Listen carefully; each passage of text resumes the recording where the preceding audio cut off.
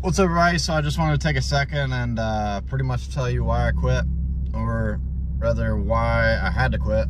I didn't want to quit at the time, but you know, life gets in the way sometimes. Essentially what was going on is every time that I was training or even competing, I had this feeling like I was gonna pass out. And it kind of started, I did a Naga just to try to get warmed up for some bigger tournaments. And my arm had swollen up like literally 3 times the size of what it was supposed to. Like my entire arm was swollen. And then after that point, it just kept happening over and over. I thought that it was maybe my heart, because as I would start ramping up the training, trying to get ready for a tournament, it would feel like everything was just getting swollen. My neck would hurt like extremely bad. Felt like my neck was broke. And then all of a sudden I would get these deep chest pains right here on my left side. So I was like, man, I think that I'm having a heart attack or something, or my heart's bad. But I wanted to get to the bottom of it, so I started going to the doctor to try to figure it out.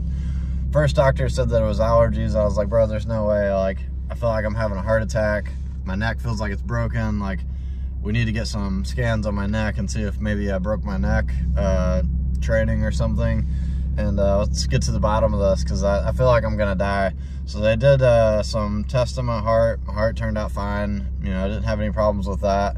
They did an x-ray. They didn't find anything with that. So I was like, well, I'll keep searching. I keep trying to figure out what's wrong with me. The first 2 doctors couldn't figure it out.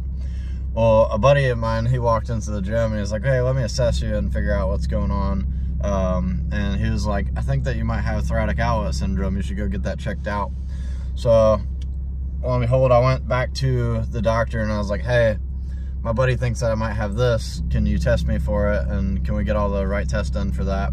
So I had to do a bunch of tests. Pretty much they put my arm in every position and kind of checked out where my blood flow was going. Essentially, if I raised my arm up like this, my blood flow was completely gone. My pulse was gone, so no pulse, no blood flow, and that explains why I felt like I was gonna pass out all the time. I literally was probably gonna pass out, and you know, eventually that could have led to a blood clot or something that would have taken me out for good. So luckily that didn't happen. We got the problem diagnosed. Well, I was extremely scared to do the surgery, and at this point I was holding pads for kicks for one of my fighters. Boom, kicked a pad, and that was the end of it. I couldn't even use my arm anymore. You can look back at videos and see that my arm was just kind of hanging in my belt when I was teaching classes. So that's pretty much why I quit doing the YouTube channel, because I was like, well, I can't really make content, and if I do make content, it's not going to be the best content because I literally can't use my left arm anymore. So I just didn't feel right putting out content. And you know, for me, I'm not like some people where they can just sit here and talk to their phone and ramble on about a bunch of stuff. I like doing videos. I like doing the comedy stuff. That's kind of my thing. You know, I'll try to get better at the talking and everything, but that's essentially why I quit the YouTube channel. The first surgeon that I went to, he told me that I should sell my gym. He's like, pretty much my career is over. I'll never compete again. I'll never grapple again. I'll never step on the mats. He told me to sell my gym and switch to something else. And I remember leaving and I had tears in my eyes because I was like, it's really all over. Like, I've put in all this time. I finally got to a position where I want to be. I was like the highest of high competing. You know, I was doing really well that year. And then it seemed like everything just hit me at once. And, you know, when he told me that it was over, I was like, dang. I don't know where to go from here. And then I started making calls, and I again called my buddy that diagnosed me, and he was like, you know what, excuse my language, fuck that guy. It's like, you need to find somewhere else and find somebody that wants to help you and wants to fix you up. So I ended up going to Vanderbilt with Dr. Claire, and the first thing he said to me, you know, I was almost in tears like talking to him, because I was like, you know, this guy said that it's pretty much over for me, and you know, I don't want to quit. I don't want to have to quit. Like, I want to try to compete again. I want to get back out there and just be able to roll with my students. Like, it sucks. It's been a year of just doing nothing except for sitting here coaching and kind of not even being able to show the moves properly. Like, most of the days I'd have to have somebody else show the moves, and I would coach through it. And, you know, it's a huge mental toll. Just kind of sucked. But he said, he was going to get me fixed up. He said, I'm going to get you right. We're going to get you back out there. He said, you don't have to sell your gym. You can continue doing this stuff. It's just going to take some time for those nerves to heal. So essentially, you got these 2 ribs that are attached to your neck. He just cut that rib out. He cut it out through my armpit. That was probably the worst pain I've ever been in before. If you've ever had like a rib injury or something like that, just imagine it times 100, because they're actually taking the thing out and they got to cut through a bunch of stuff. Problems I'm still having, I still have nerve issues.